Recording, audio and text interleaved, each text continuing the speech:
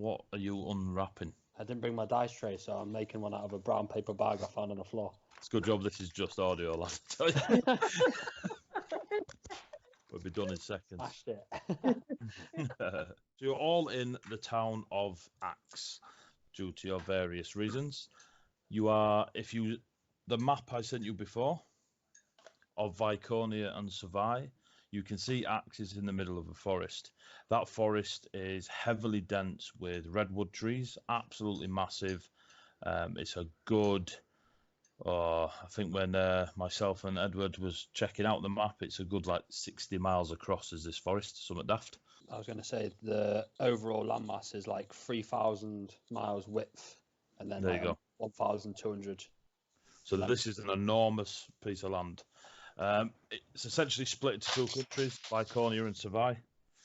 The knowledge you have on there, so where it says brown orc territory, green orc, grey orc, that is as much knowledge as you have unless you are told otherwise by myself or find out during the game.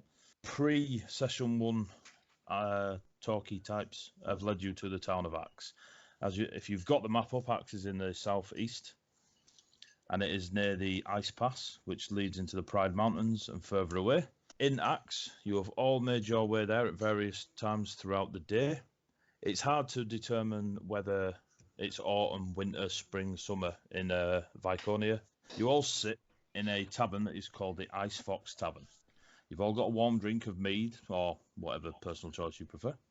And the place is filled with essentially folk doing exactly the same. There's a constant presence of winter in Viconia, which is responsible for making a lot of the tavern owners a fair amount of gold, because as long as they keep the warm ale coming and it stays cold, everyone's loving it. The majority in the tavern are human, varying gender and size, dressed in tan clothing and animal furs, very equipped to deal with the wintry climate of Viconia. The native humans of Viconia, they're naturally big in height, they're broad-shouldered, they've got mucky blonde coloured hair, light browns. Braids are quite popular amongst all of them, everyone. If you can grow a beard, they'll have one to keep the face warm. Behind the bar is actually a dwarf who's essentially got stubble, practically no beard whatsoever. You can see clearly that many winters have seen him through, and he's definitely an aged dwarf rather than a youngster. His hair is short, real short, and not spiky, but just real messy, like nest on top of his head, thick, and it's almost jet black in colour. And he's dressed in your stereotypical tavern owner clothes, stale-laned apron, and a smile for his customers.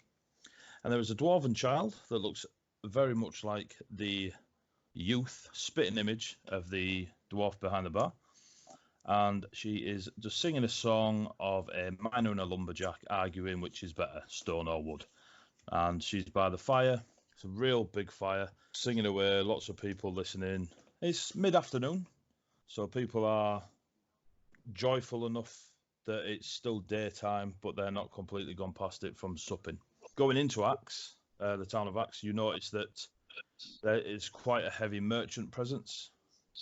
Because the mountains are so close to the south, and there is a town to the east called Fox, and then further south into the mountains there's a lot of trade. Like on your way into Viconia, coming from anywhere below those mountains, one of the first towns you're going to hit is Axe, so you get quite a lot of merchant trade, and it's set out not in any particular formation or well-planned grid.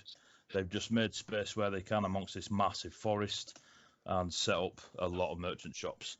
The architecture of the place is wooden logs. You're in a huge forest of redwoods. It's very wooden logged, thick, evergreen rooftops where they've just used what they can from the trees. Not a lot of waste going on.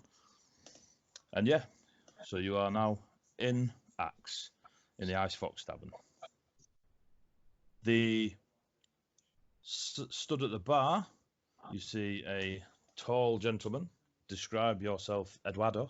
Around 6'5", fairly muscular, ashen red skin, and then kind of longish, dark red hair, wearing a darker kind of grey chainmail with a shield on my back that's got quite blatantly a symbol of a phoenix.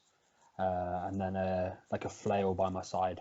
As your 6'5" self looks to your left down the bar, you see a Gobecker. Very nondescript looking, about 20 years old human, black hair with some greys in it, wearing furs and leathers, and sort of doesn't stand out very much. Just behind you, sat at a table with a book in front of them, is Dean. Describe yourself. So I'm a 3'2" gnome, wearing sort of furs and leathers, also very sort of Celtic style, with a bit of a robe, and obviously I have a book, and I am sipping a glass of warm mulled wine.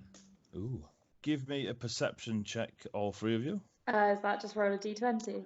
Yes. So, for those new to Fifth Ed, everything is a d20. Absolutely everything except damage. And then if you were to look in your skills and look for perception, if you are using D&D Beyond, it should have done the working out for you. So what did you all get? Mine is 21. Mine is 25.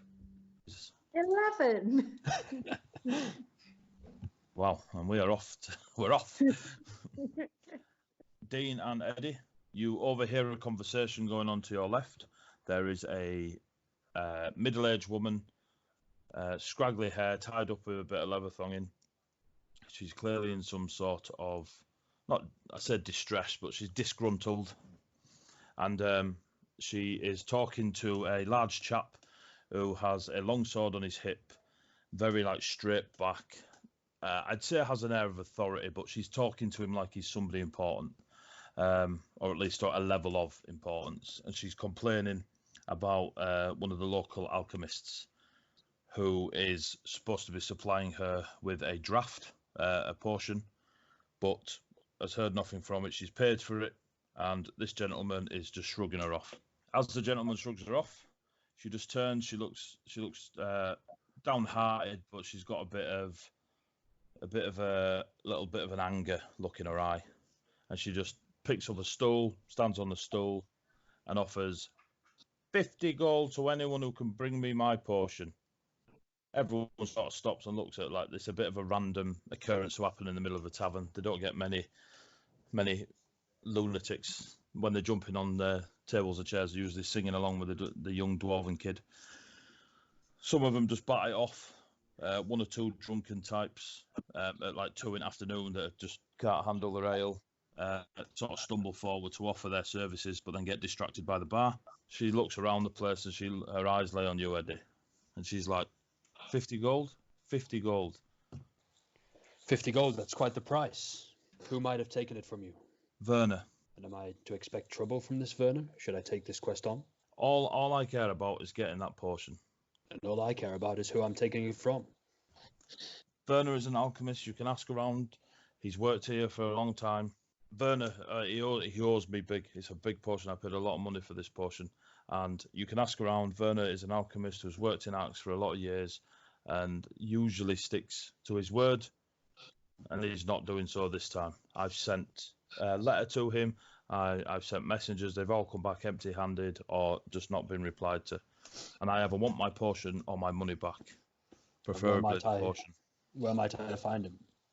To the northwest side of the town, just on the outskirts. He has a small. Where might I find you when I get the potion? Where would you want me to wait? I live 2 streets down from the tavern. You can just ask. Do these people know you? Some of them know me. My name is Zarizi. I'll find you. Just find me. I'm a seamstress. You can't miss me. I'm the cotton ball. What does this potion do?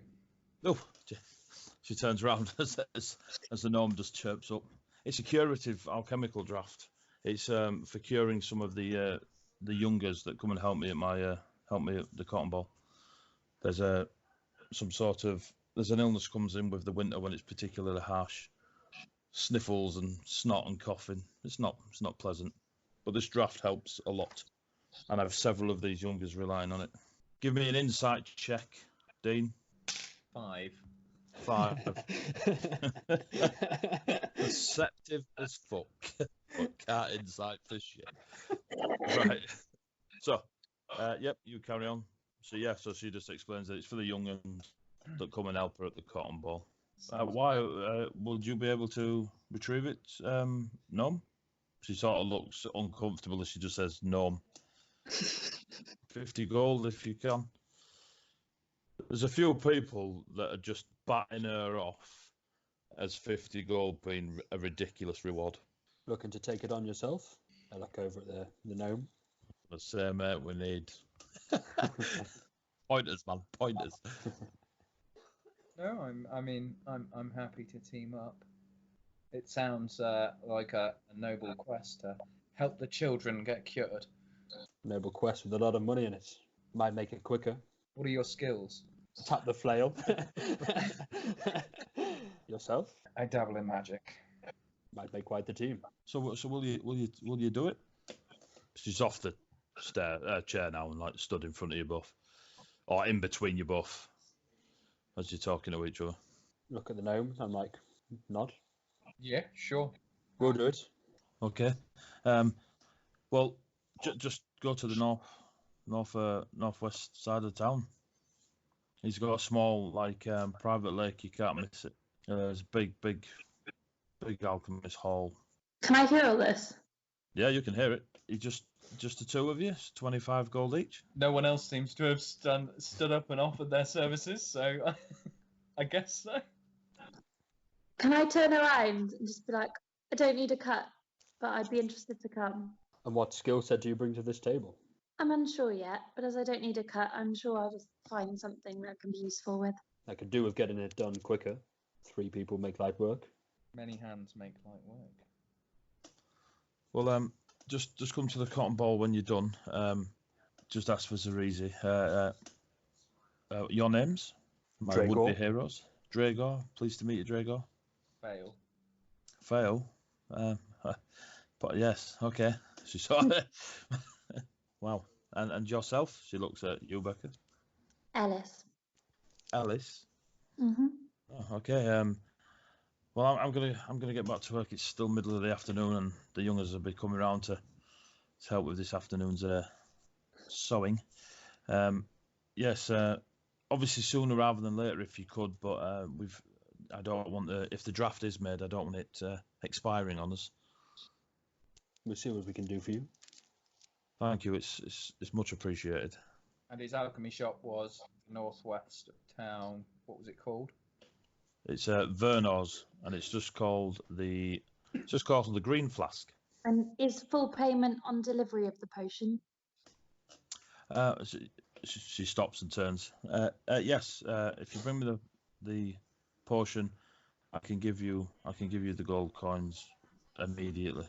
Perfect. We'll get right on it. Thank you. And she sort of hesitates, waiting for another question, and then leaves. So you're in a tavern. The young dwarf still singing.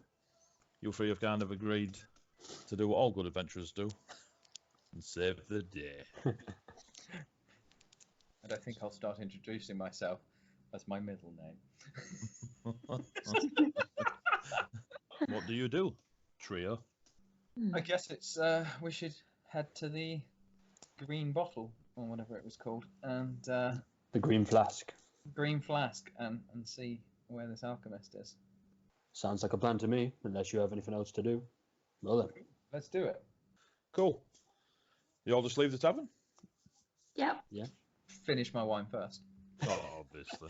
Classic. So, assuming you don't just neck it like a shot of tequila, you'll just hang back about a couple of minutes while Fail just finishes off. He's a wonderful wine.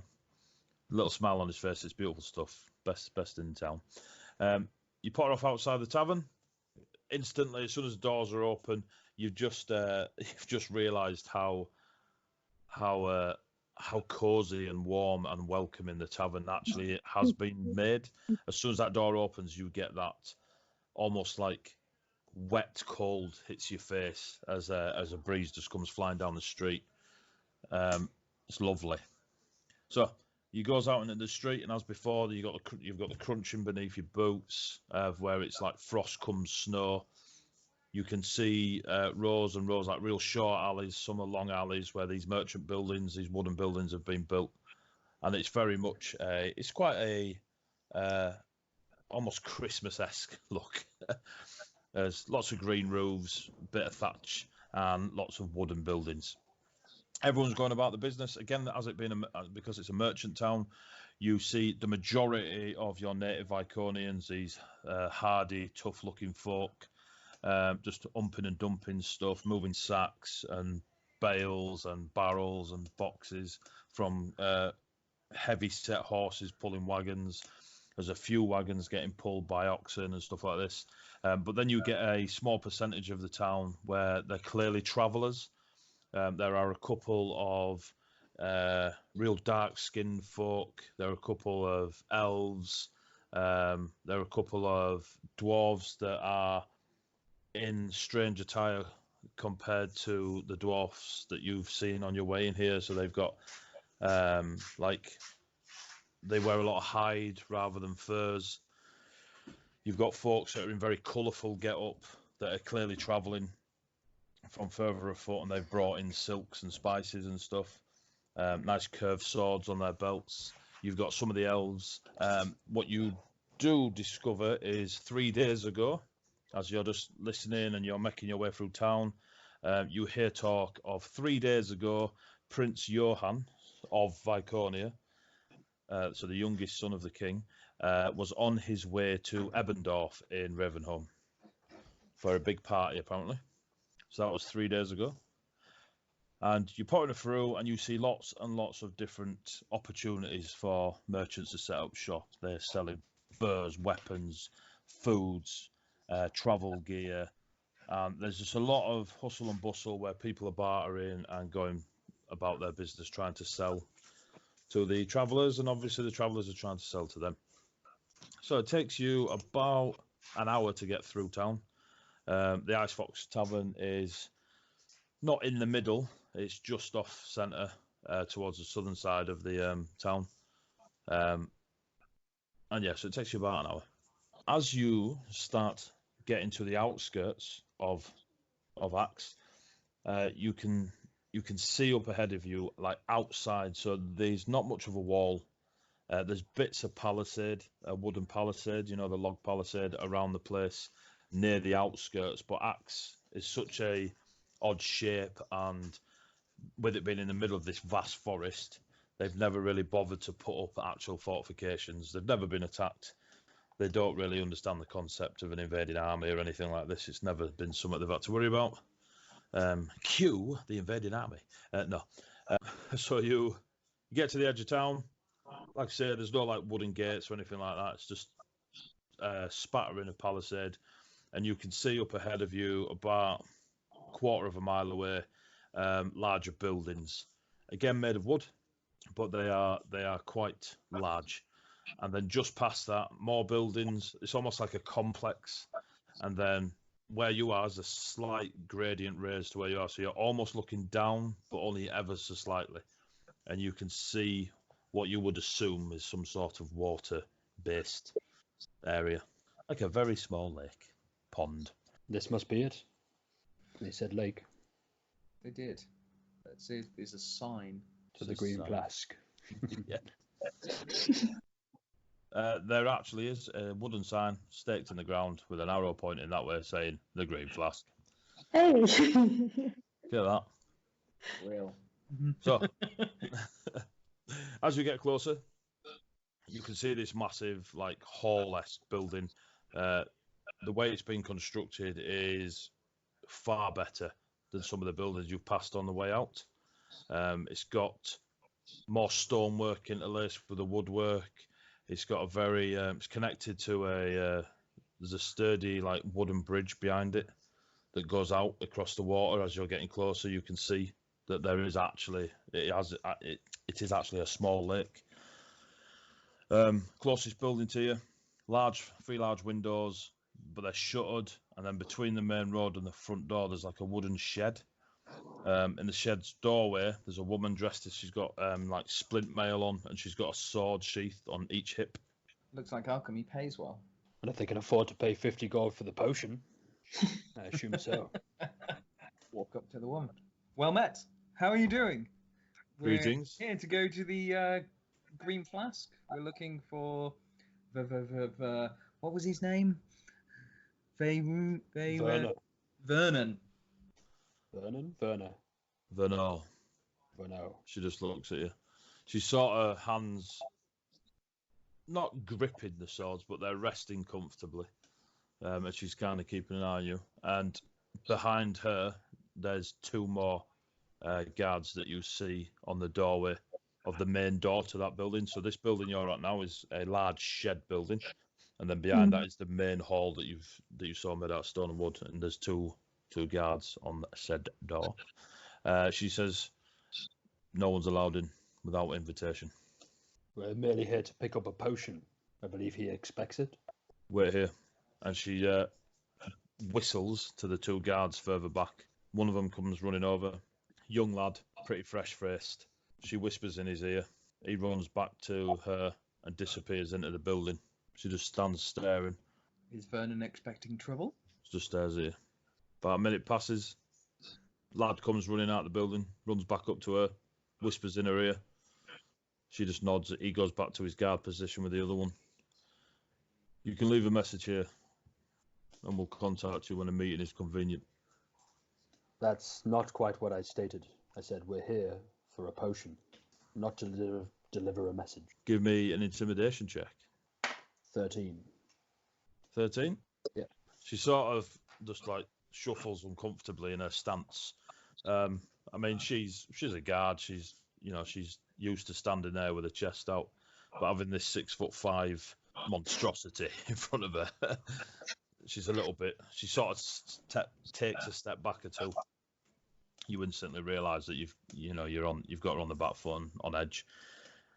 She sort of takes a breath. "Just speak to them two, and I'll keep doing my job." And she just sort of steps slightly to the side and just ushers towards where the young lad was and the other guard next to him. Thank you. So you all follow the mighty Dragor? Yeah. So Dragor goes down, gets to the two guards on that main door to that hall.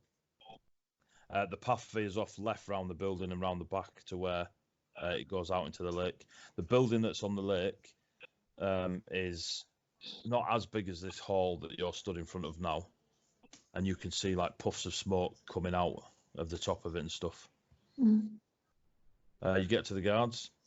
The young one sort of stands almost like he's in the army, and someone of ranks just turned up, and he stands bolt upright, like sorts himself out and tries to look dead proud of his job.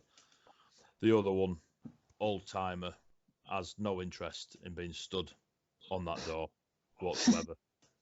Hair's like just hanging down by his face. He's constantly sniffing and like wiping his mouth all the time.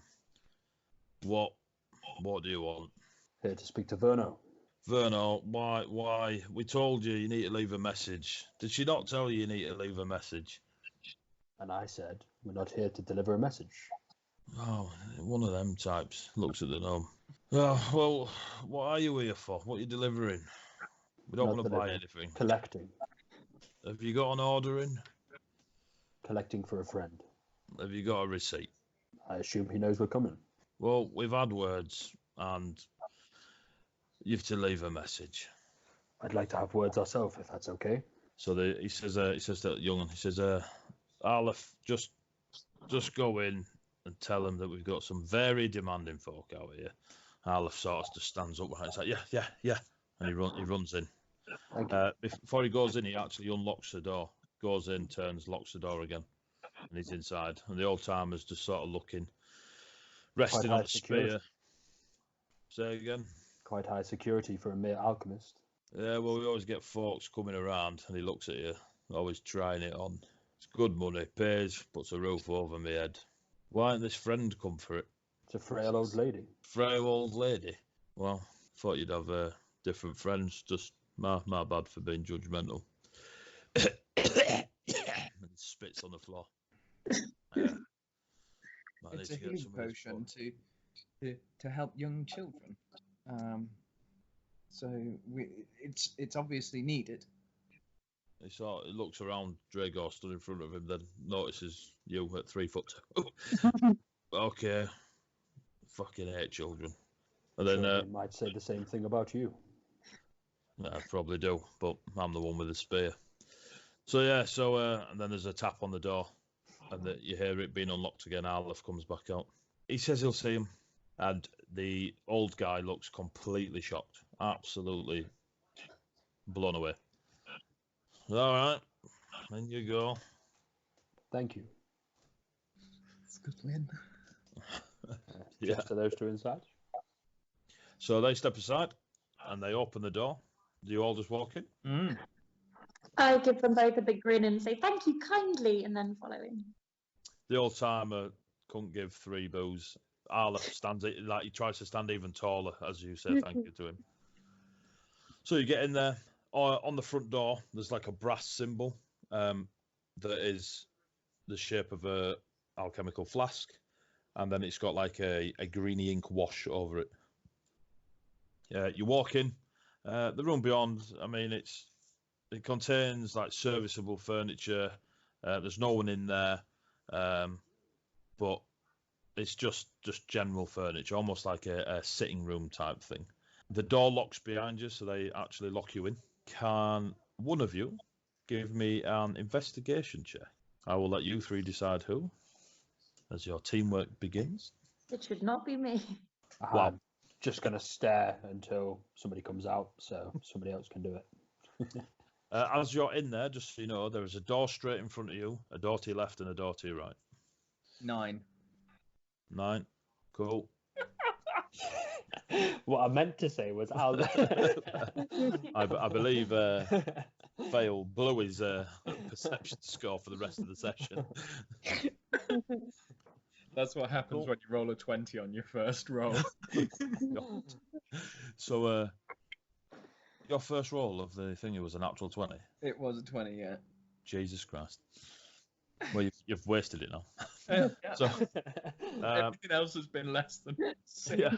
So as your little inquisitive self is looking around, you don't really notice how untoward.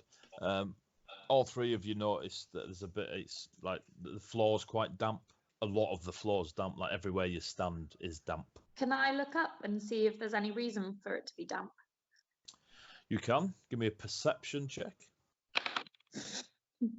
9. 9. Cool. Yeah. You look up. It's nice. Again, great architecture. Nicely built. That's about it, really. We're doing well, kids. We're doing well. Yep, this is going to go awesome for us. So you stood in the room, and you hear not a lot. It's very quiet. You don't even hear any bustle throughout the hall. It's unusually quiet. They said there's a door in front of us. Door in front of you to your left and your right. I'm going to walk up to the one in front of us on the right, knock on it, and say, Bono. You hear, when you knock on the door, there's like a long, not echo, but you can almost hear like the room beyond is empty, so the knock's just slightly different. It's got a slight reverb to it. Again, there's no response. Move over to the other door. Knock, knock. Bono. Not as reverb as the other one. Did these gods come and talk to? Think we should try the doors? I'll try the left one, you try the right one. Sounds like a plan. I just step back.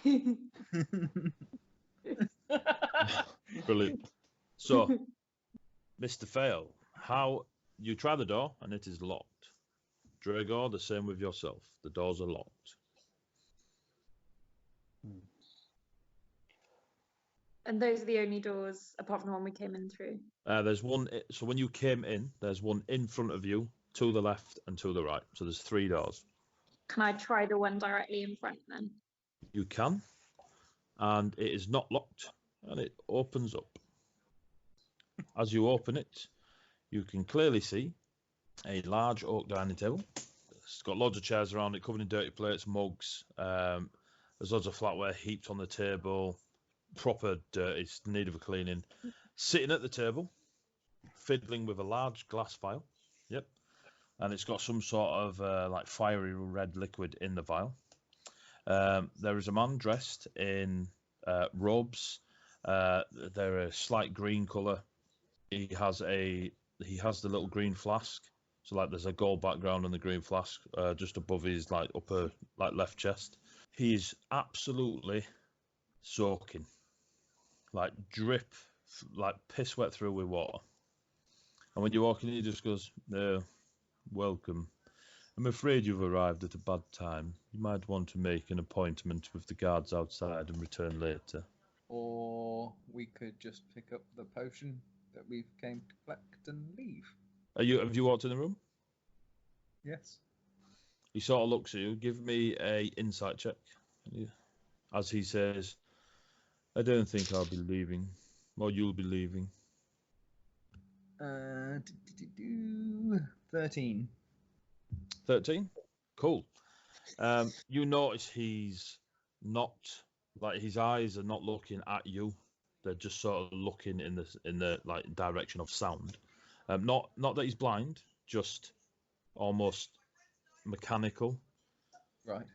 And as he does, he says, I won't be leaving and neither will you. Just dead flat, he drops the flask. As he drops the flask, and it reacts with the oxygen, boom, there is a ball of fire that starts erupting around this dining room. Can Fail and I've forgotten your name, Ellis. Please give me a dexterity save. So on your character sheet, just under your attributes, you'll have saving throws. Jesus. 7. Cool. Jesus. Sorry. What? So if you look under your strength, dex, constitution, etc., there is a little box that says saving throws. Yes. Okay. Yep. So. And as your class, you should have 2 black dots in 2 of them. Yeah. A fireball. One. But my plus on dex 2, so 3. You rolled a natural 1. Yeah. Well, for those folks that ever do listen to this podcast, thanks for listening. We got as far as 1 episode.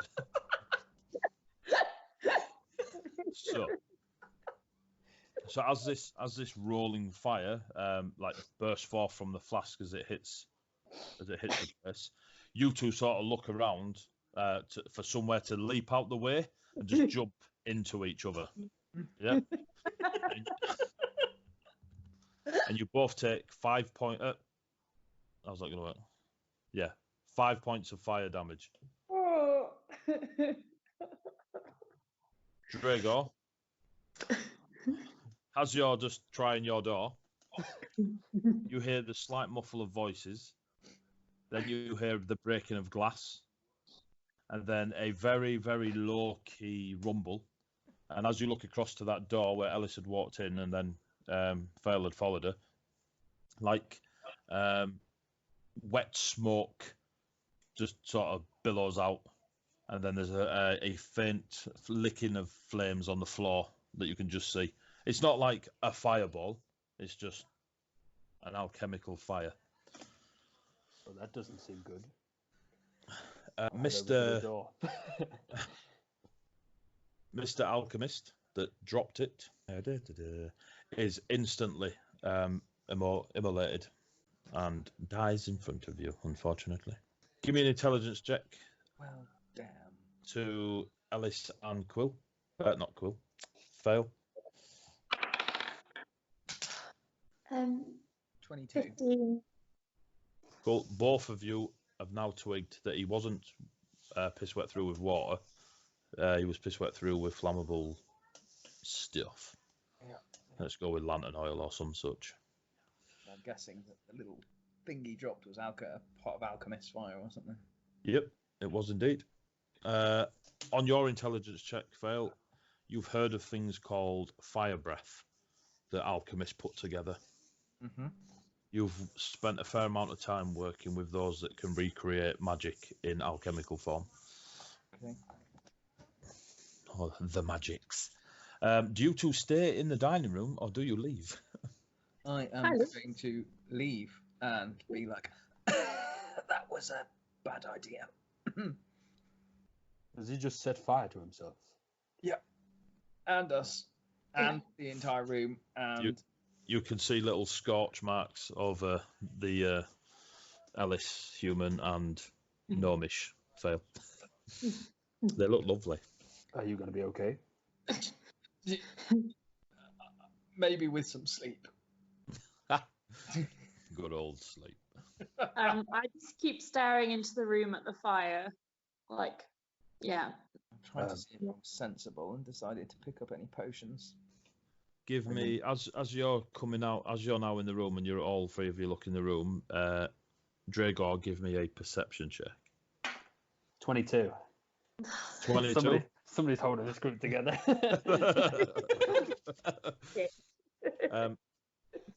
Behind Fail and Ellis on the floor is a small parcel wrapped in brown paper, white twining on it.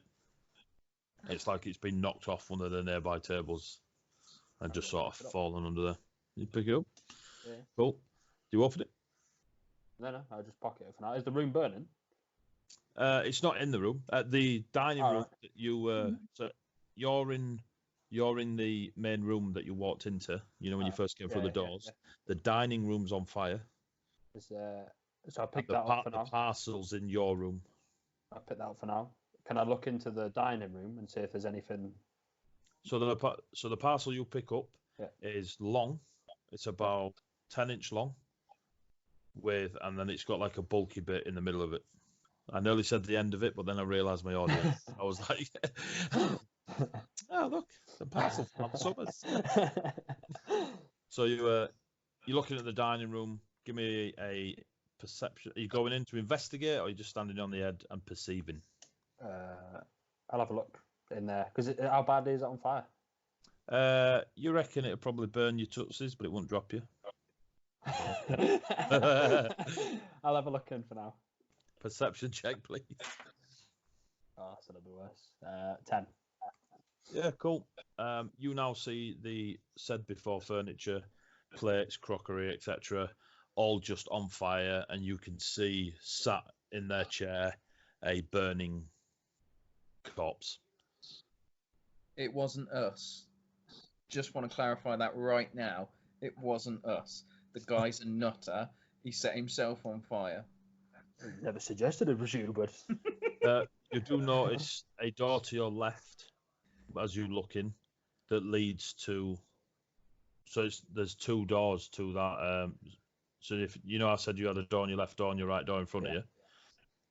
Looking into the dining room to your left, you can see a second door that would lead to a similar place, and similar on your right, there's another door that leads into that place where you heard that reverbing knock. How are we going to explain this to the guards? Would you like to investigate it a little bit more, or do we think we should leave? I think that we're going to have to explain to the guards that we've suddenly walked into the place where there's 3 of them. Lawyer. Yeah, there might be 3 of them, but shortly, with my burns, there's only going to be 2 of us. Can I look into the room to see if I can see any keys anywhere? Like a large set of keys or separate keys or Go anything? for it. Pop your head in the room. Give me a perception check. God. 21. Cool. So right on the far wall, hanging with there's a couple of shelves. There is indeed a brass ring with about 4 keys on it. So it's about 20 feet across the room. On the far wall, there's a set of keys. They might lead to the other rooms. If you did want to look at what was there. Now you've pointed them out, you can all see them. Is that the room that's on fire? That is the room that's on fire. It is the room that is on fire. It is now. Bring in the room that's on fire. You can tell that the fire is now essentially burning whatever fuel was in the flask and not spreading. Okay. So the room is on fire, but it doesn't look to be spreading around. Okay.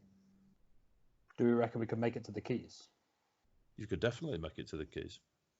I It's go, just a 20-foot walk in front of you I through go fire. In fact, I'll try something else. I go over to the door to the left and I Yep. just boot it. I'm gonna cast Mage Hand and pick the keys up and bring them to me if possible. Cool. That works without any issue whatsoever. Whilst those keys are floating back to you, you hear a boof. Give me a strength check. Dragor? Strength or athletics? Strength. 16. Yeah, door comes wailing off its hinges, mate. Like, it's got, let's hope nobody were behind it type mentality, you know what I mean?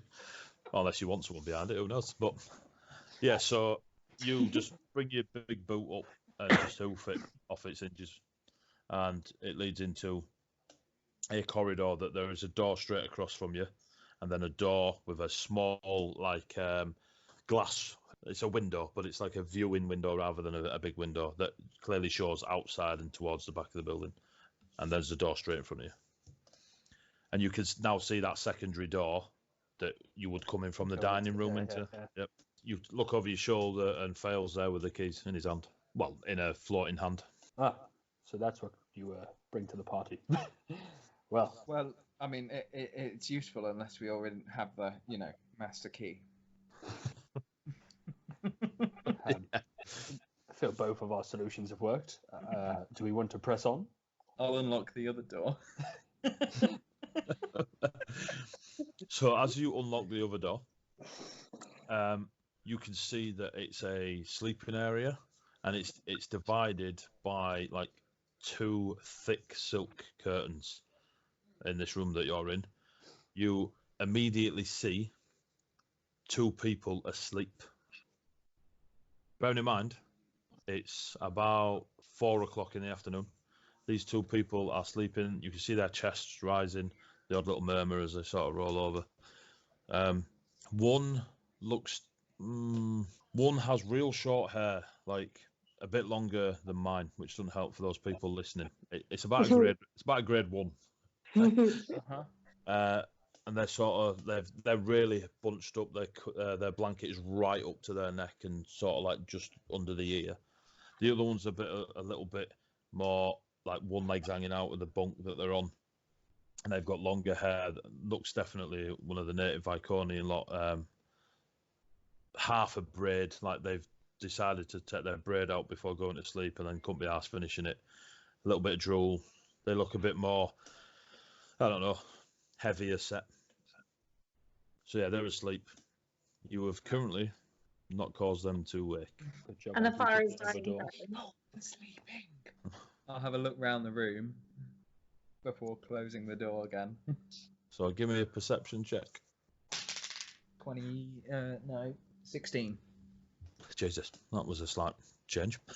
29, 16. So the one that's just like leg out, drooling, hair a mess. You can see a hand axe, just with a little belt hoop on it, just hanging from their bed. And then the one with the real short, like grade 1 haircut, you can see a orb, a real nice spherical orb. You won't get a triangle orb, but sat on top of a wooden staff. And you know it immediately as an arcane focus that a wizard would use, or a sorcerer or some such. Okay. And it's just resting right next to them, within reach if something was to kick off. So you believe. I will then slowly close the door, lock it again, and leave the key in the door. Cool. Just turn slightly so they can't. So you 3 are back in the main sitting room when you first came in? Think we've got all we can get. Guess we should figure out how we're going to explain that to the guards, or we could just leave and say, "Oh, we got our package." Yeah, that sounds like a plan. Let's just walk out. Close the doors, and then just walk out. Yes. I mean, it's going to be a bit more difficult to close the door that you booted through, but we'll just pretend it's open. Could you prop it up? Sure. We'll just go and prop the door. Don't you think that if 3 people at least saw us come in, and then this happened when clearly this was fine before we came, that they might suspect us, maybe. Yep, that's going to happen. But We'll you just know, tell them the truth. the authorities Set are always himself on fire. suspects. Yes, exactly. That's what we should do. Yep. So 3 people insisted that they went to see this guy, and suddenly he set himself on fire. We could. Yeah, this is going to go really well for us. We could just knock on the door like we're panicking and say, "Help! Help! He set It himself is locked. on fire." They have locked us in. I don't think you can say help, help in a convincing voice. I can be convincing. Try it. Try it now. Help! Help! He set himself on fire. Come with me if you want to live. Jesus. So, maybe we'll be in cells next to each other in the dungeon. We could leave out the back door. Yeah, there's a back door. Yeah, down my corridor, if we're calling it that. You win. Right, let's do that. But we're still going to be suspected. Do you think something underhand went on here? Do you not? Other people will The do. man set himself on fire. That seems quite a strange thing, though, doesn't it? I mean, where I'm from, people don't set themselves on fire as a regularity. Maybe his business is ruined. But why would he have chosen that specific moment when we came in? Why would he have said we could come in when clearly the guards clearly had not seen anyone else come in? They were very surprised that he let us in. He seemed to be actually out of character in that I think we can prove quite clearly that he had never set himself on fire before. Maybe we're being stitched up. Yeah. That seems to be like what it is. Do you have any? Huh? Do you have any enemies? Do I have any enemies? Yes, people who would want to do this. Not directly. Do you? I could see the alchemist having enemies, but That's true. why someone would involve strangers? Anyone could have said yes in that bar.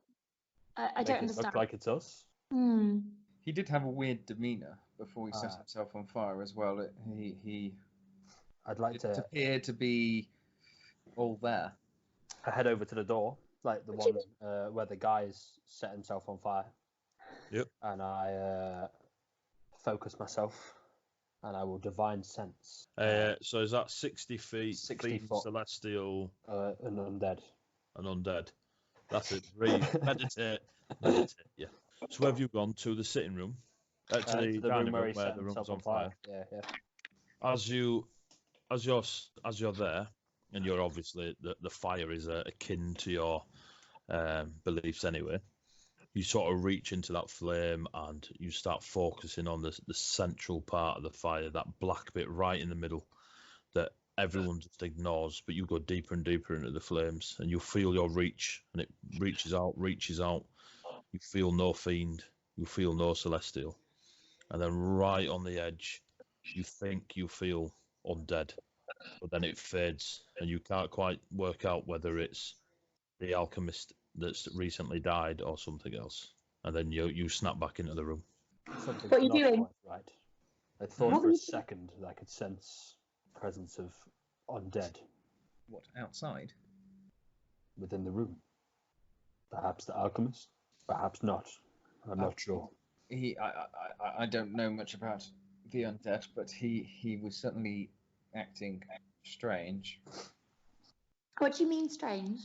Well, I mean, for a starters, he set himself on fire. Yeah. I mean, you said he looked earlier. You said something about how he looked. Yes, when I questioned him initially, and he turned to look at me, he looked at me as if he was looking through me almost. He wasn't actually looking at me. It was very. I'm just going to take out a small book and start writing some notes. What are you two doing? Perhaps it's time we leave. Yes. How are we going to do this? Front door or back door?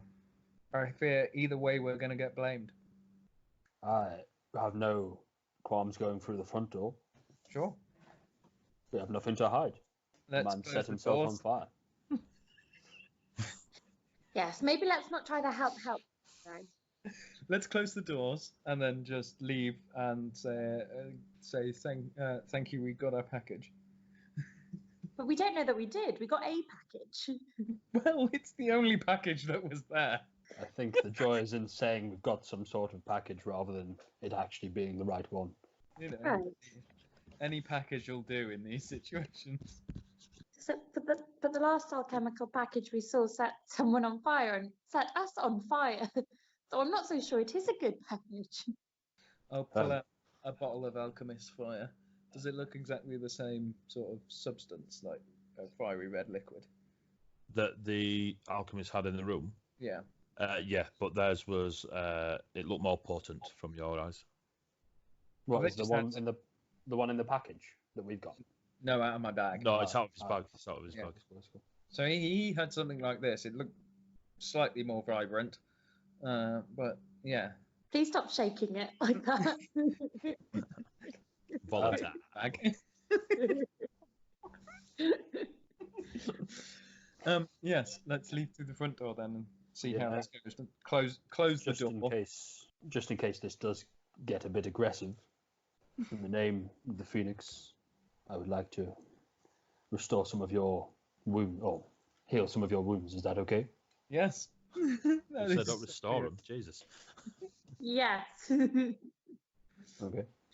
I move to each of them and I take a moment to focus myself in. My eyes glow a little bit redder, and you each receive. I'm going to do a lay of hands on Fail, and then to restore 3 hit points, and then a lay of hands on Ellis to restore 2, and then I'll use my Asimar healing hands to restore that last one. So you get 3 each back. So whilst all this is going on, you see Drago's eyes. So that when they glow, they get like an amber orange, but it's like his eyes, like the color is trying to glow brighter, but doesn't quite manage it. So like there's a dull amberness to his eyes, not a gloriously bright. Mm. The feeling you get on you, seeing that instant like fire in his eyes and the phoenix, you're expecting to feel warm as his divine energy encompasses you, but it doesn't. It's not a warmth. It's you feel like something's tapping on your skin all around you, like when snow's quite heavy, so you feel it land on you. So if for some reason you're in the snow in a t-shirt and you feel the snow land on your skin, it feels as though something very light and well, it's floated and landed on your skin, all over your bare skin, rather than fire. Yeah. Awesome. That should help a little. And you have 3 hit points each back. Thank you. So are we telling these people that he's on fire? Yes. Yeah, let's tell them that he set himself on fire. I don't think it's a very believable story, but it is what actually happened. What could be more believable than the truth? Boom, boom, boom. So they have you closed the doors, or have you left the door open to the dining room with the fire? Doors are closed. Doors are closed. Cool. You hear as the door unlocks, which is the unlocking noise that I'm well known for making, and the young nipper's there. Start stepping through. Yep. And just push the door open enough that these guys can go through as well. Aleph just sort of stands aside. Did I get everything you wanted? We've got our package, but your man inside's on fire. Like the what? The old timer's like, come again. He So- poured. Something awful has happened. We went in, and as we went in, he dropped this bottle, and the fire consumed the room. Give me a. Well, I suppose you're telling the truth. Give me a persuasion check. It's not very. 13. 13. Bloody hell. Bloody hell. These alchemists tinkering with things they shouldn't be tinkering with. Aleph, get your ass in there and find out what. Can you, where did this happen? He's sort of like looking around and he whistles over and the lass that was stood on the first shed comes down just stalks over, makes not an obvious birth of Dragor, but just stays like out of reach. She's like, "What?" He's like, "Have you heard this? Tell her." And he's looking at you, Ellis. Your master, when we went in to ask him, but before we could say anything, he said that we wouldn't be leaving, and nor would he. And he dropped this glass bottle, and the fire just was everywhere, and you can still see some of my wounds. She looks at the old timer, looks at you lot. Does that mean I'm out of a job? I believe so. Was he paying you? Not anymore. All right. Might be able to get some of his things if you quick. I'm sorry, but before you talk about that, was there any reason? Was your master acting differently, or had he been anywhere, interacted with anyone different? Because obviously that's not a logical thing to do. Can we address the master thing? I worked for him, but he was no master of mine. Oh, I'm sorry, the gentleman. 2, he dabbles in potions. Why he's dropping them on himself is unbeknown to me. 3, I don't much care now. I'm got to go find work. Thanks for that. Thanks for that news. It's what I needed today. Right, I'm going to leave this shithole with you and Arleth. And she just nods at the old timer, turns and walks away. I like her. The old timer just is like, I can't believe this. But she's not wrong. I might have a bloody job as well. Did you say there's stuff we could loot? That's up to you. I booted the door off, by the way. Good for you. Did it? Just in case you're wondering. Did it attack you? Or... All right. All right. And he shouts in, Arleth, what's crack? And Arleth comes like rushing back just across the sitting room, and he's like not upset, but he's clearly not seen or smelt a burning corpse before. And he's like, they're not wrong. Like, she's not wrong. He's dead. He's dead, Dave. He's dead. I've told you it's pronounced Q. So yeah, there's fire everywhere. I mean, it's dying out, but it's weird fire. It's like, yeah. What now? Well, these lots say there's loot, so we could do a bit of looting. Can we do that? Can we loot the dead? So, not if no one says anything. And he looks at you lot, does the old timer. Yeah, cool. And the two guards go into the room, and you just they stop in the sitting room, where that first room where you're going, and Arleth sort of eagerly goes towards the door that were booted off. The old timer looks across to where the sleeping chambers were, where Fail went, and he comes back to the door and he's like, "Did everybody get set on fire?"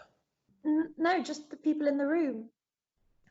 Just the The three. room with the plates. Just the one there. Arleth, come here. Arleth walks back over. He's like, "Right, we will just go stand back on our door and assume that we've never spoken to you. And we're going to go stand outside. You were never here." And then he nudges Arleth out onto the doorway again. He's like, "Arleth, say nothing about anything." And Arleth just sort of stands, but okay. Right, you lot might want to get out of here, because I am not paid enough to take on that. And he points at Dragor. Or deal with that. And he points back into the room where the fire may be. Good observation. Start walking off. Yep. Heading off. You just Alice, are you going with him? I'm following, but I keep looking back because it's really weird that the guard has just decided to change his entire approach. The guard, you see them just locking the door, but slowly, like the old timer locks it, not Arleth this time. Locks it slowly, puts the key in his top pocket, and you just see him talking to Arleth, and Arleth's just nodding in agreement of whatever the old timer's saying to him. You're curious why they stopped? Well, I just think that they'll be concerned that people might think it was them, and then the only other people that were here were us, and I think it might be in their best interest to say that we did something in order to avoid blaming themselves, and I guess I'm just concerned about that. I think those two guards are going to wait a little bit longer until the two other guards are also removed, and that's a greater share of the loot for them. And that's all we have to worry about. I've always hated authority. Haven't we all? Shall we head back to the seamstress person and Should we provide take a look in this? the pouch? We can. What do you think? I mean, do you know what it's supposed to look like? Not a clue. No. Can I No. can I have a look from a medicine check kind of point of view? Just trying to see if it does look like it will help the children. On the parcel that Dragor's got. Yeah. So you unwrap the parcel. When you look at the little portion, it's a little vial and it's got a yellow fluid in it, and it's got streaks of like black swirls, you know, like when you drop ink in it. It's rare. Does it look like any medicine I've seen before? It doesn't look medicinal. It's definitely a potion of sorts. Like, it's not just coloured liquid. You can you sort of pop the cork and have a little whiff, and you know, you're quite accustomed to medicinal. What the difference between coloured liquid and a potion? This Yeah. has definitely been created and holds an element of magic or something. I don't know what this is. It could be what the woman said, but it doesn't seem. It's not a medicine I've seen before. I see. Alchemy. Do you think we should take it somewhere else and get it checked first? Well, as we don't know, well, I don't know that woman at all. It might be wise, particularly with the setup when we entered. We have no reason to believe that necessarily is what she wanted, and I don't really know that I trust her given the scene when we entered. So yes, I would say so. Fair observation. Mind if I take it back? Handing it back. Cool. You have a potion with yellow fluid in it, streaked with black swirls. So we're going to try and find another alchemist. Another alchemist, yeah. So you're going to head back into town and look for another alchemist? Indeed. Are you going to find it yourselves, or are you going to speak to people? Speak to people. To people, probably. Yeah. Cool. So give me a persuasion check, all three of you, and we'll go on the average. Natural one. Okay. So three. So you two do better. 17. Cool. Mr. 5. Drago. Ah, Drago.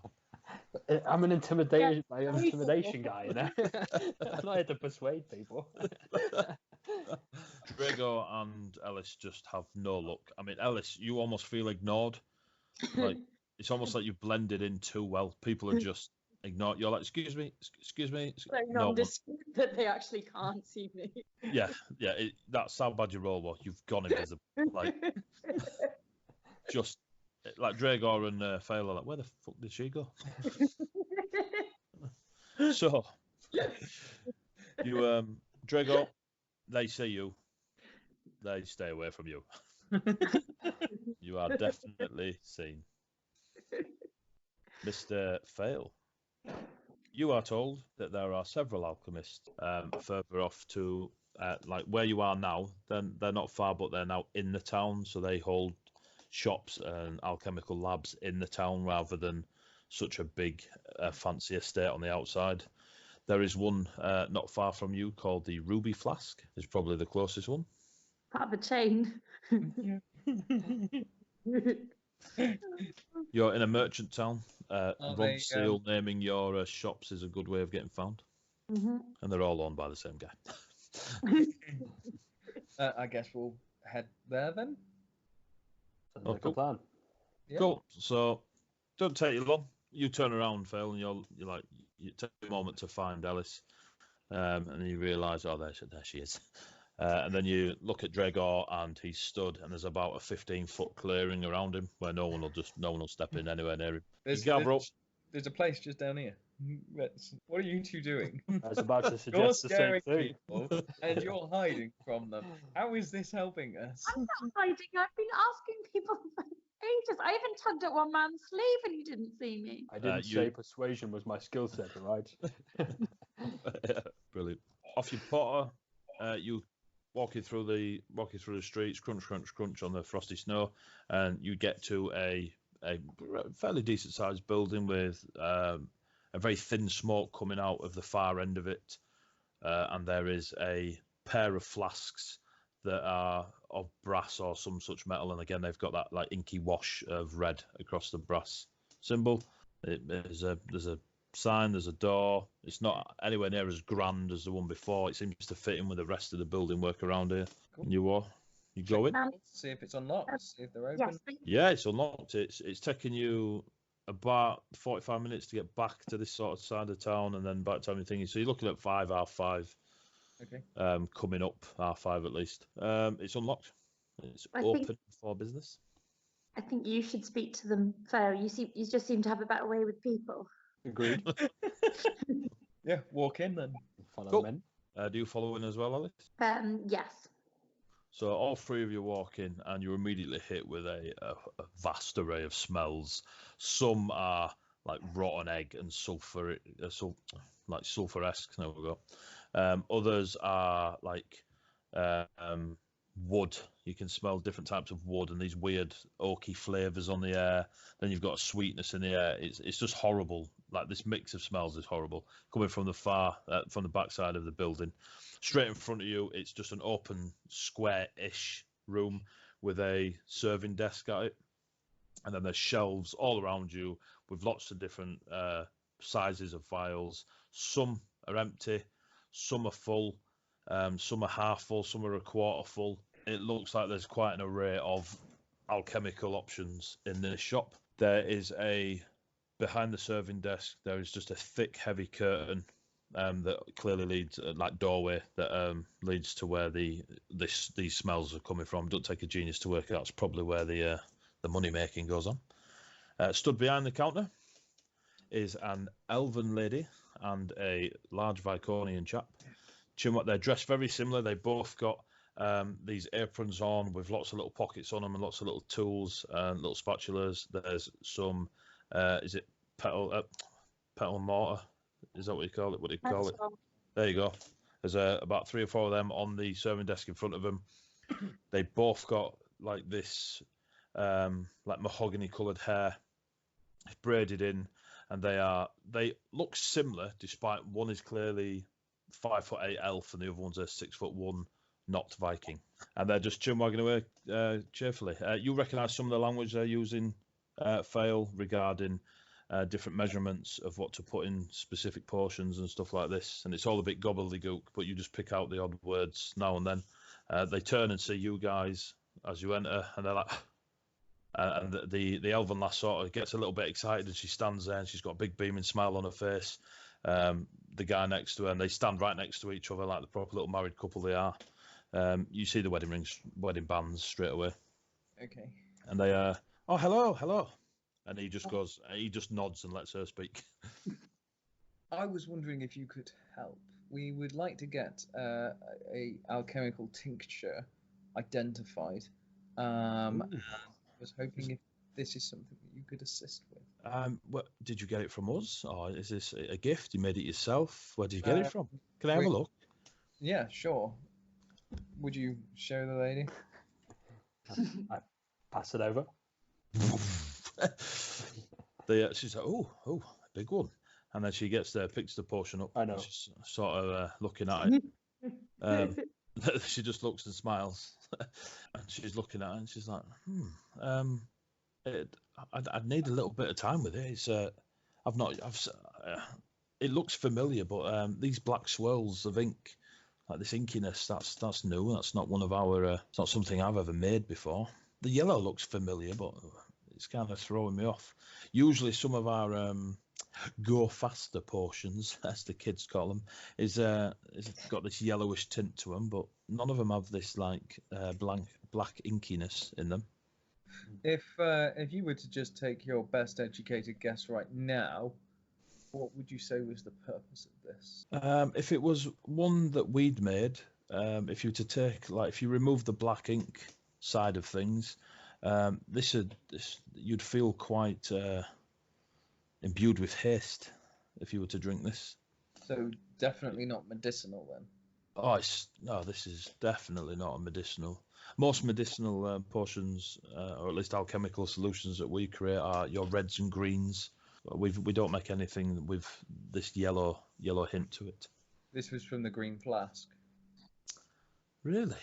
Yeah. She looks really confused, and then her other half goes, "May I?" And she's like, "Oh yeah." She hands it over, And he sort of looks at it, and he spends a bit of time pottering over it. What were you going to say, Phil?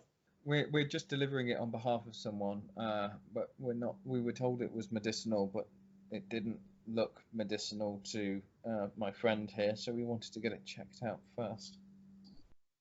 Oh yeah, you're right. Your friend is right. It's definitely not medicinal. If you were to take a small sample of it, how long would it take you to identify it? Oh, maybe the morning. We shut up shop pretty soon. Sun will be setting in about an hour, maybe 2. But yeah, this is never seen this before. But I reckon we'll. And she looks at her husband, and he nods.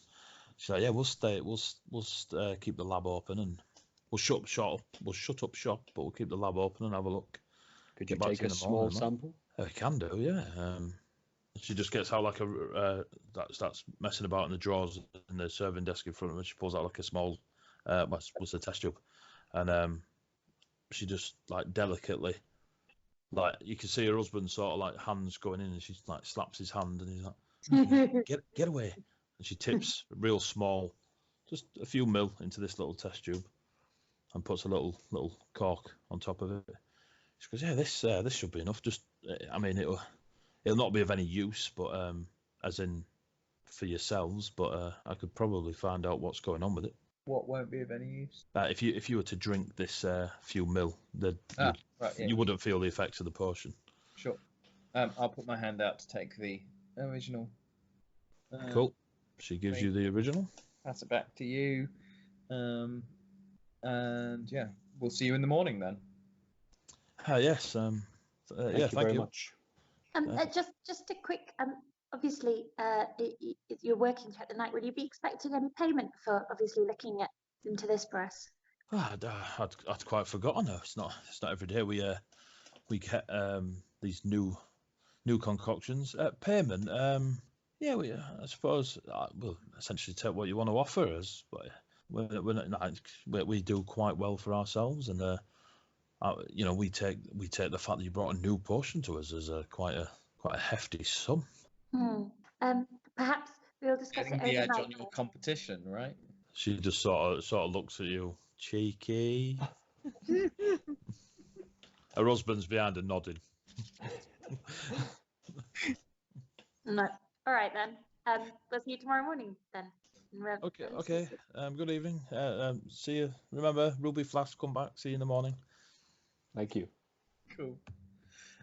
Well, we should probably go to a tavern, get something to eat and drink, and rest then. Sounds like a plan. Do you think So- we should go back to the Ice Fox or somewhere different?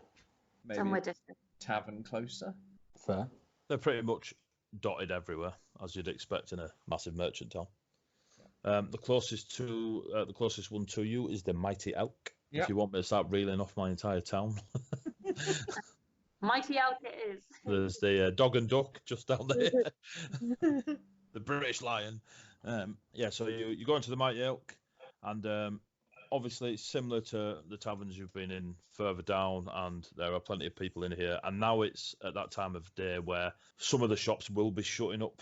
Those that have probably made what they're expected to make for the day have knocked it on the head and decided to come. The travellers are making their way to the taverns now to get their evening meals before entertainment starts rocking into the taverns and such. So you go in, Mighty Elk. It's full of native Viconian lot. They're everywhere. Bloody everywhere. Humans everywhere. Most of them have let their hair down, as it were, and you can see the drinks are flowing quite well now. The bar folk are all human, all locals. You guys stand out quite a lot when you walk in. There's one or two that are a bit broader than Dragor, but not as tall. There are some as tall. There are some taller, but not as broad. It seems to be quite. There's a few. You see a couple of Viconian lasses over to your right, and there's a big arm wrestling competition going on. And there seems to be one particular lass that's just dominating everyone that's in a queue around her. And there's a little purse of gold. You can see people playing games. It's a step up from the afternoon lunch you were having with a singing dwarf a few hours ago to now where people are just getting into the jollies of the evening. So you have the evening. What do you wish to do? Mulled wine and food. Cool. It's easily sorted for you. You throw over a handful of silver. Do you all have starting gold? Yes. Let me just see. I think I do. Nope. Say, You've got no money. Why'd you think I took the 50 gold contract? Yes, I have 10 gold. Same. Bloody 10 background. gold, cool. Hey, Do you mulled just wine. Go get on. a drink or something? What? So I copy you and get a mulled wine because it seems like a decent drink. You seem happy. I'll take a water. Out the Do you horse trough. care for a wine I don't drink, thank you. at all? At all. Oh. Jesus. Eddie's gone deep. Cool, so you're Do some gambling. roller constitution save, Eddie. So, and Fail, ask what you how doing? much is for a bed. cool. It'll set you back probably a single gold piece to get something to eat, get a drink, and get a bed for the night. The Elk is pretty substantial a building that they've got plenty of rooms. What you have noticed in your day or two here is that nothing's that extortionate because there's so much footfall coming through here. There's no need to put your prices up, so it's quite cheap and cheerful. People are still making their money, and there's not genuinely a lot of trouble, at least that you have noticed in the last few days. So yeah, so it'll be a gold piece for all those things, less for Dragor's water. But yeah. So is that what you just plan to do for the evening? Would any of you mind lending me a gold? I spend my last on the travel over here. Sure. Thank you. Throw you a gold piece. I'll let you do your admin of money yourselves. I won't be admin in your money, Straight but I out? will pull you if you have $5,000 next week. Oh, look, I do have gold. Yeah, there's this 10,000 left to me by my dead uncle. It's in my backstory, honest. So, the night passes on unless you're doing anything, To watch the women arm wrestling. if you want. Yeah. So, do you, when you say watch, do you like just go stand right next to a table, or are you sitting out the way watching? How are you? I imagine there's quite a few spectators, but you know the Indiana Jones scene where she's trying to outdrink the other person, there's loads of people stood around betting on it and stuff. Yeah. I'm sort of imagining being one of those watchers. It's just like I'm part of it, I'm enjoying it, but also I'm studying the really strong woman. Yep, cool. So give me a perception check. Jesus. Natural 2, but 7. It's a long way to level 20, kids. I'm just saying. Long way to level 2 at this rate. I think because I've not used these dice for 10 years, they're just really mad. Yeah, that's how it works. Really angry. You need to sacrifice a chicken or something at this time. These gods. So as you're watching, you see she every time that she sits down, she sort of takes a deep breath, closes her eyes, her arm comes onto the table.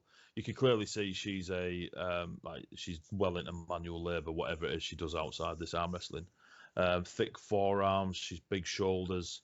None of this ripped malarkey of the monks. Like she's full on like I chop a tree down with my hand. And there's a queue of blokes and lasses and just queuing to thingy. They throw like 2 or 3 silver down on the table. She throws 2 or 3 silver down on the table. They try and arm wrestle her, and you see her win 5 in a row. And they don't seem to be causing her any real competition. Of those 5, they went down real easy.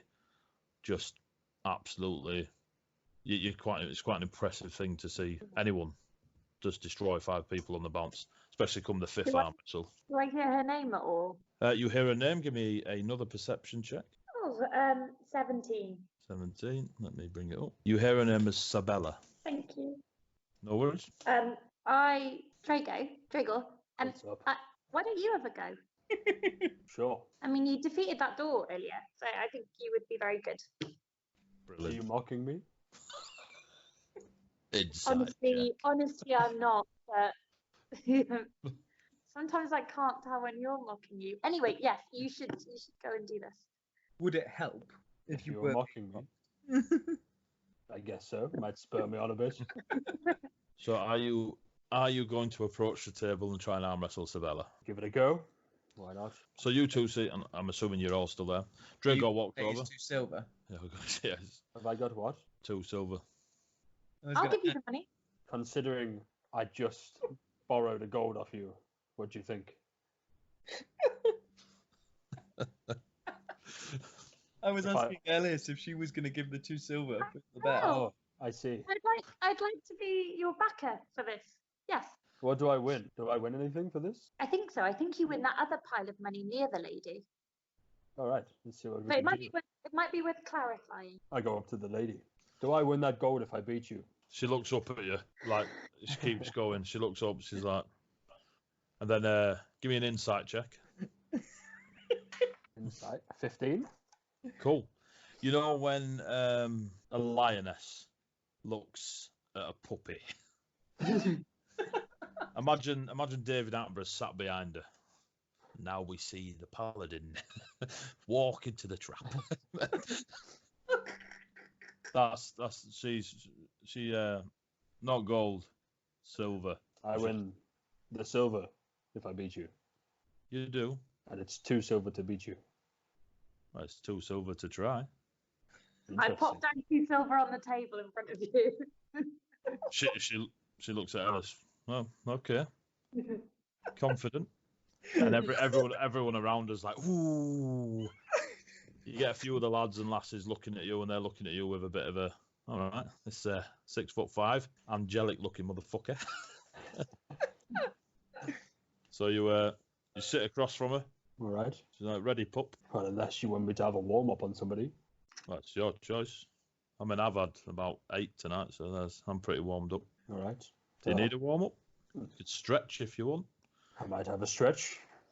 Don't know if the Viconi winters deep in your bones or anything. And you just get some random behind there going, ooh. People just looking at him like, you've drunk too much, pal. That's my stretch. Let's do this. So you see her run her hands through her hair, and she ties it off behind her. And she's got these real striking grey eyes, mate. Run like my hands through my hair. Oh, yeah. Off behind. Oh! She starts popping her chest, doesn't it? Doing the chest dance. Starts dabbing. So you notice that her eyes are like ridiculously grey. She puts her arm on the table. You see 3 cups fall over. You with my arm. Give me a perception check. Perception. Yep. That is 9. Cool. Yeah, it's just a big woman in front of you. She puts her arm there. You take grip, and you straight away, mate. I mean, you've wielded weapon most of your life, and that obviously builds an incredible grip. Being able to like swing around swords and maces and all sorts. This woman has clearly had, if maybe not the same training, but whatever she's done has given her obviously substantial strength, size, and you can feel it immediately as you clasp. And see one of the lasses from the side just puts her hand on top of your twos and just looks at you both. Ready? Sabella nods. I'm assuming you nod. And she goes, 3, 2, 1, go. Give me a strength check. Strength or athletics? Strength. I know your athletics is better, but roll what I asked, motherfucker. 21. 21. This is how bad this is, Eddie. I'm getting out my metal dice. Oh God, if you break her arm in the first time we go. Whoops. Oh God. So about 20 seconds pass, and neither of you are moving. And Ellis is looking on. It's about 30 seconds now, and like people are, like when you watched the arm wrestles before, Ellis, you noticed that there was almost a bit of mocking between the pair, and before Sabella had put them down. But you can see now with Dragor and Sabella like locked in, both their forearms. You can see that like there's strain there. You can see a slight bead of sweat appear on both their heads. 30 seconds becomes 40 seconds. The people around now have gone quieter. I mean, it's not deathly silent. The pub's still having a laugh, but the immediate people around the table have just gone a bit quieter. They're holding their drinks. They're now to a minute in. Yep. Give me a Constitution check. 17. Gets to a minute 20 seconds, minute and a half. You're sweating like fuck now, like under your armor and stuff like this. You can feel like your body is under complete tension. So Bella is. You can see her trying to maintain. Like, I'm not bothered, but you can see that like her jaw's clenched, her teeth are clenched. She's definitely putting a bit of effort in. And then it goes quiet, and it's as if time slows. And Sabella's arm starts moving away from victory. And you can see Dragor pulling and pulling. And it's not an easy pull, not an easy pull at all. But you slowly, and it takes, and you get her just before putting her wrist down, and everyone's just silent. And then you just drop her arm down on the table. Yeah, I'm like. I've been that dice now. Perhaps I'll face you when you haven't had a warm up sometime. She sort of like starts fingering her arm. She sits back, and you can see slight tribal markings from under her shirts now, where it's like touching her arm, and she's like rubbing her arm and stuff. And she's like, maybe. Rub my arm a bit as well. It's like two gorillas. Yeah. You know what I mean? What do they call you? Silver. How about you? Back. Yeah. The silver that she pointed to earlier, is that obviously the silver for the end of this match? Yep, it's just a little pile of silver there. She don't usher it towards you or anything. She just sits back, rubbing her arm. So I look at Dragor and then start sort of going to scoop it into a little purse, slowly and gently. And As you go to scoop it, Sabella leans forward dead quick and then just leans back. Only joking. Keeps rubbing her arm. And she's like, she says to you, Ellis, strong one, that. Keep him close. And she just nods. Next. Now, because they've seen Dragor beat her, you see a bunch of keeners like, oh, we can do this. And they're like tipping up with their silver. And she just gives you a look as if to say, thank you, Dragor. How much silver was it? You've got 8 silver coins, plus your 2 that you put down. So you've picked up 10 silver coins. Okay. I give 5 silver to Dragor. I pass 5 silver to a fail. Start earning my money back. Halfway back. Okay. Cool. Are you doing anything else for the evening? Resting up in the room. Yeah. So you all go up in your rooms. They're pretty decent. They've got a decent bunk. They've all got a nice thick fur in them. Obviously, the temperature around here ain't cracking come sundown or sunset. You know, terminology, pick your own. Sundown. But yeah, it's nice. They've got a bunk in there with a fur on it. They've got a table, you know, where you could like just put your belongings on. They've got a hook on the wall for rucksacks and such, and hooks for like thicker cloaks and travelling cloaks, so you don't have to put them on your bed or anything. It's quite a nicely well thought out room. But again, big merchant town, people coming and going a lot, so it's full of travellers more so than it is static folk. Really, really good design. Good thinking. Good thinking, kids. Good thinking. And you all drift off to sleep. Now, I need a wisdom save from Ellis and Fail. 17. 17. Cool. 18. Cool. So, as you both drift off into your sleeps, I'm assuming you all got a room each. Yeah. You drift off to sleep, and Fail, as you're falling asleep, you see a very familiar gnome in front of you. A very familiar gnome by the name of Brion. And he sort of sat on this weird-looking rug. He's got his blue and white ward all over him, and he's got his book open in front of him, and he's got his eyes closed, and then you see him in his tent, but when you sort of look up, you see a hole in his tent. It's almost like someone's rubbed out and put the hole rather than someone's cut a hole in his tent. It's weird. It's like a layered thing. And he's looking up. You look up and there's stars. You can see the stars above his tent. Brion's eyes are closed. Then they open and they're silver, pure silver. And for a very brief moment, he holds his breath, and then his little white beard sort of starts to, you know, when you burn iron wool at school, Yeah.